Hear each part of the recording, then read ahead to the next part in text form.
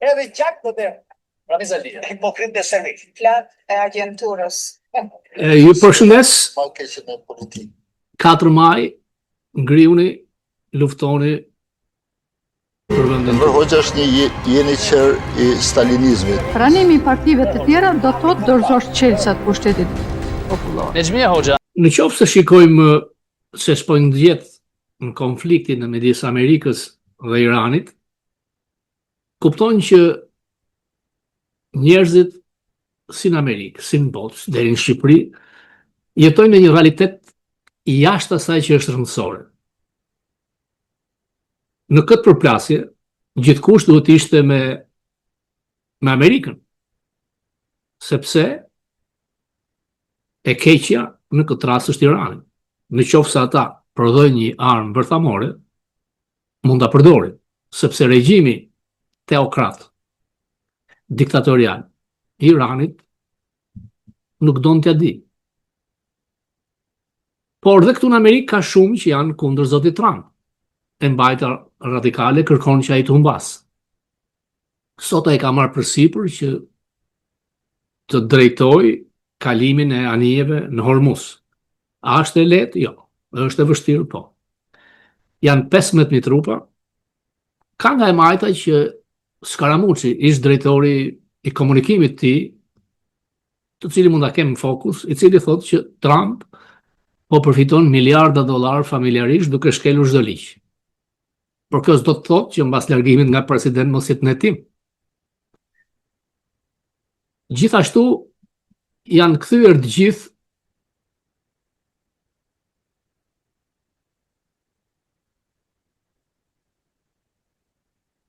kundër zotit Trump nga e majta ekstreme. Akuzat mund të jenë që nuk ka qenë i përgatitur nga ana strategjike për këtë konflikt. Megjithatë rëndësi ka që Amerika të fitojë. Nuk është e lehtë që të merret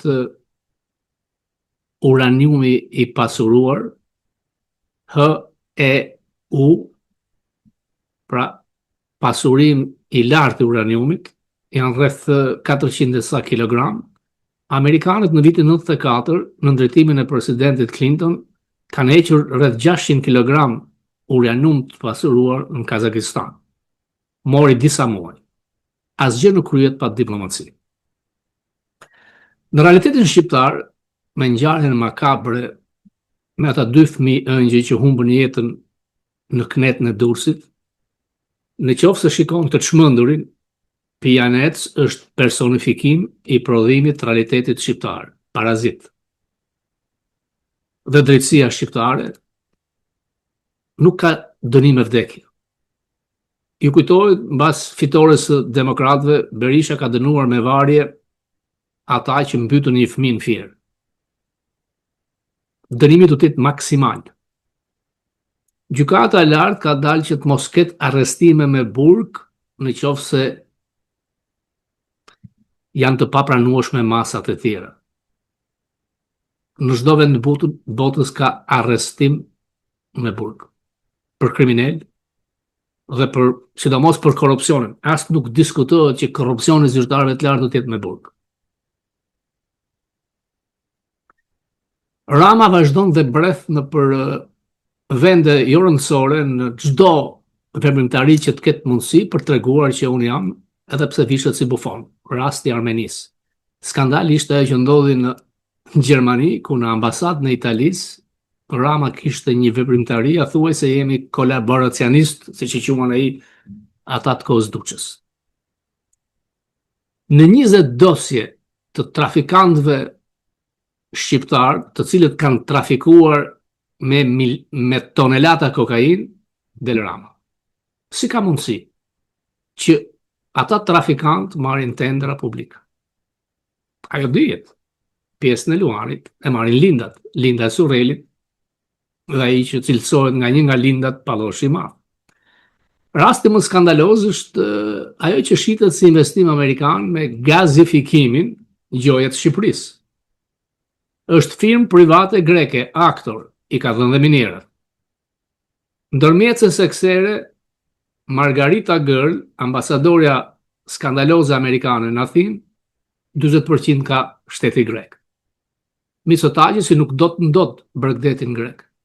Kërkon të ndot Vlorën. Koha e teceve ka përnduar. Çmimi i gazit amerikan është shumë i shtrenjtë. Nuk e përballon dot askush në Europë me këtë çmim të madh, sepse në atë çast që përfundon lufta në Ukrainë, gazi rus përsëri do të gjej terren, sepse vjen me tubacion dhe nuk vjen me anije.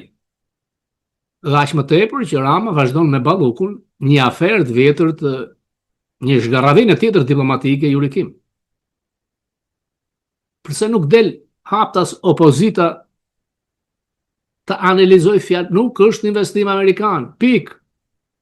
Privat amerikan shet gazin për një kompani greke, Aktor, e cila merr ekskluzivitetin për 20 vjet. Ju sklebrit shqiptar, fshatar, katundar, qytetar do bleni tek këta, nëse doni gaz. Investimi ishte në Kroaci, 50 miliard dollar, dhe për inteligjencën artificiale.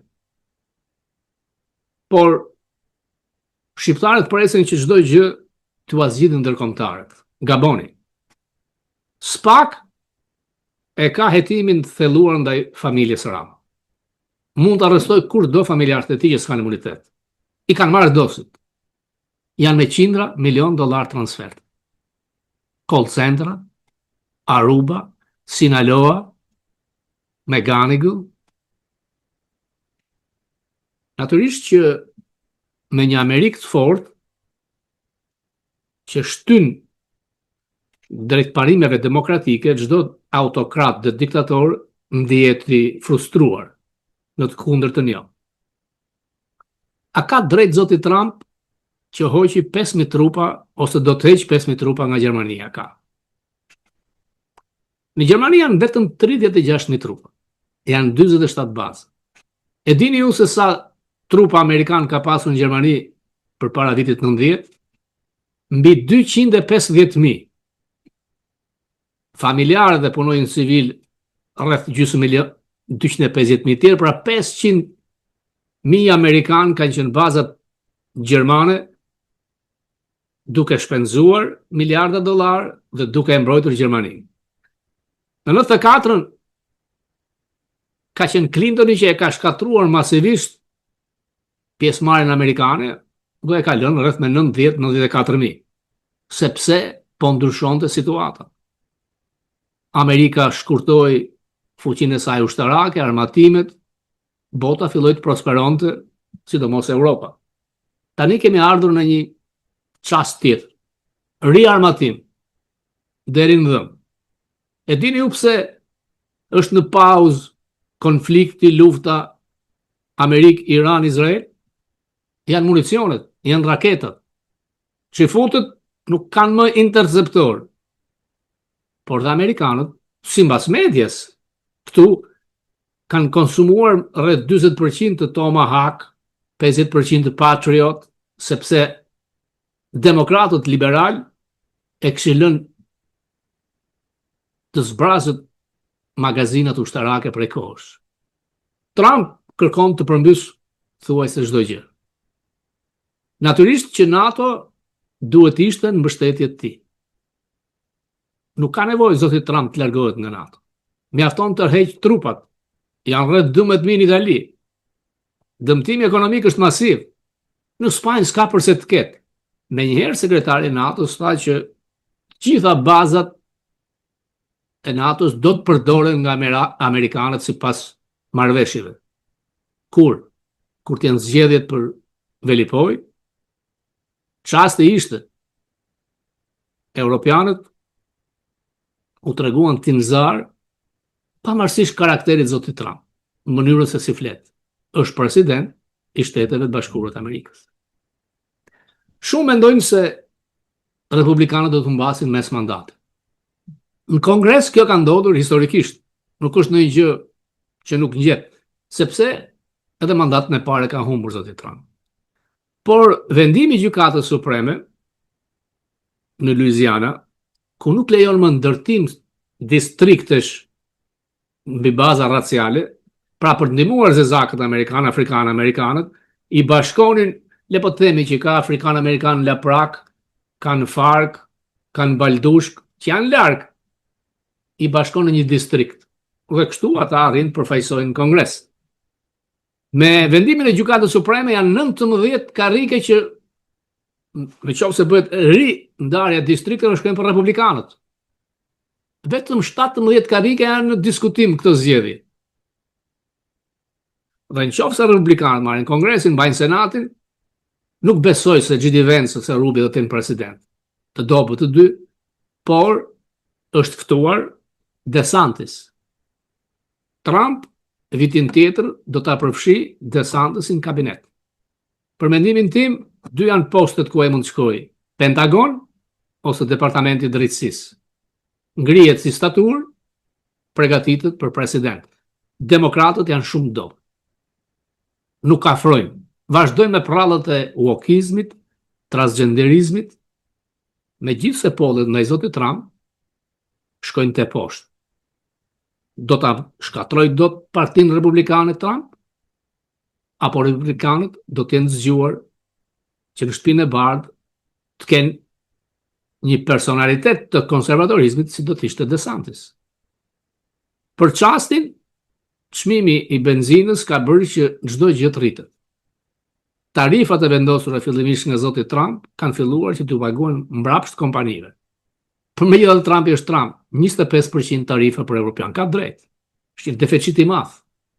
Europa ka ndërtuar shtetin e mirëqenies sociale në kurriz të amerikanëve. Por në këtë konflikt të pasgjidhur midis Amerikës dhe Iranit, duket që Irani është afruar më shumë me Kinën dhe me Rusinë. Përse e ndaluan zotin Trump që të shkatronte përfundimisht Iranin përpara 3 javëve kur tha do ta zhduk civilizimin, pavarësisht me fjalët hiperbolike që ai përdor, nuk do të bënte asgjë më shumë se çka bër i madhi Bill Clinton ndaj Serbisë.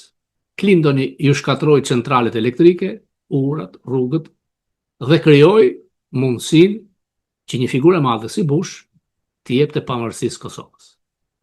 Këtë do të bënte edhe zoti Trump. Dhe do ta bëj në qoftë se iranianët do të sulmojnë anijet ushtarake amerikane që kërkojnë të drejtojnë kalimin e Hormuzit, do të shkatroj ishullin ku kanë infrastrukturën e naftës, do të shkatroj shkripzimin për ujin e pishëm, centralet energjike, urat. Kjo administrat nuk ndalon. Është i vetmi president që goditi Iran. Nga ata që flasin, varet këtë dëgjon. Bill O'Reilly, miku Focus, mbështet Trump. Ka drejt. Një tjetër mik i Focusit është Bolton, i cili është realist. Nuk ka përfunduar lufta jon në Iran. Nuk duhet ndaloj këtu. Por Scaramucci, ish drejtori i tij, thotë që Trump është i çmendur, narcisist, probleme mendore, mban vetëm sklever, por ata kanë një element kushtetues, thotë ai, ku kryetari i republikanëve në senat ton, bashkë me shumëri mund të shkojnë zor. Zotëri, i kemi njerëzit të largojmë. Kushtetuta në lejon. A do të ngjas kjo? Kjo është si Scaramucci. Në qoftë se Trump arrin të marrë një marrëveshje ashtu siç duhet, Trump hyn në histori. Në të kundërt, do të turprohet si në Vietnam, në Afganistan dhe në Irak. Për fundit ai tentoi, u arvat, provoi. Duhet një njerëz si ai që të ndodhte kjo. Irani është i rrezikshëm. Kështu kanë toleruar Hitlerin në vitet 30. Historia përsëritet. Regjimi iranian urren kulturën, urren qytetërimin perëndimor, nuk e ka thjesht me çifutën, por dhe ndaj Europës. Në përplasjen Amerikë-Gjermani nuk ka asnjë shans që fituese të jetë Gjermania. Gjermania është më e dobët se kur. Në një poll, ku pyeten të rinj gjerman që janë të aftë për të luftuar se sa prej tyre do të luftonin në qoftë se Gjermania pushtohej dhe do të ishin të gatshëm të jepnin jetën për Gjermaninë, vetëm 16% thanë po. Gjermania ka 4 vjet që s'ka rritje ekonomike. Kancelari nuk kam shumë se 23% votave, me koalicion me të majtë në rinë pushtet. Ai mund të jetë nga familje aristokratike, mund të jetë shumë herë më i zgjuar se presidenti Trump, por Trump është president i Shtetit të Bashkuar dhe ka drejt kur thotë që pa ne Europa do të fliste gjermanisht. Por ato trupa amerikane në Gjermani nuk janë thjesht për të mbrojtur Gjermaninë. Janë në shërbim edhe të Amerikës. Këtë mbase nuk e kupton zoti Trump, por ata që realisht kontrollojnë këtë vend të madh e din. Deep State, ata që mbështesin Spakun.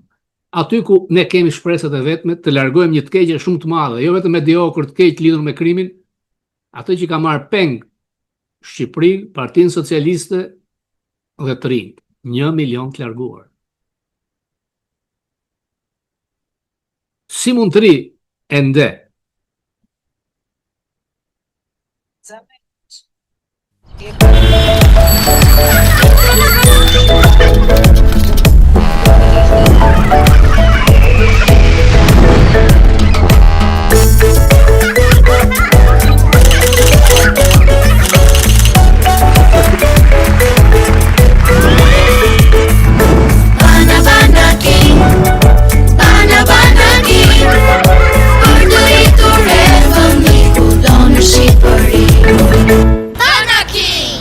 Kudo në Shqipëri.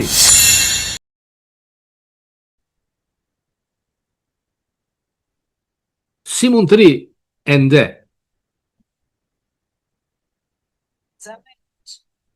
I ekuilibrit moral dhe identitetit shqiptar. Përhoqja është një jetë, përhoqja është një jetë. E të bardho ha. Sepse fundit janë vazhdues të Partisë Hoxhës, anti-amerikan, janë varshavian. Megjithatë, ai vend, ato troje kanë bjetuar, dhe unë them që Shqipëria do ta shporë edhe një të keqe të madhe anti-shqiptarin Rama. Edhe bardho ha. Edhe gjak do derë. Ramiz Alia. Hipokrit e servil. Plak e agjenturës. Spunja më keqe në politikë. Memeshehu ishte një terrorist. Enver Hoxha. Antikomtar. Neve s'bëjmë çuditëra, jemi marksista. Bazament i ekuilibrit moral dhe identitetit shqiptar. Këtu. Enver Hoxha është një jeniçer i stalinizmit. Pranimi i partive të tjera do të thotë dorëzosh çelësat pushtetit popullor. Nexhmia Hoxha. Pjesë e setit të agjenturës. Nexhmi Hoxha është panterëzes. Zonjusha me flokë të thinjura. Baballarët e tyre nuk i vran sot. I kemi vrarë gjatë 40 vjetëve që i kanë shkuar, 45 vjetëve. Edhe unë propozoj të arrestoj. Po mirë ta. Po si bukurish? Dakord, po si? Lutem. Partia ime më arreston. Po partia tënde të arreston se kemë faj.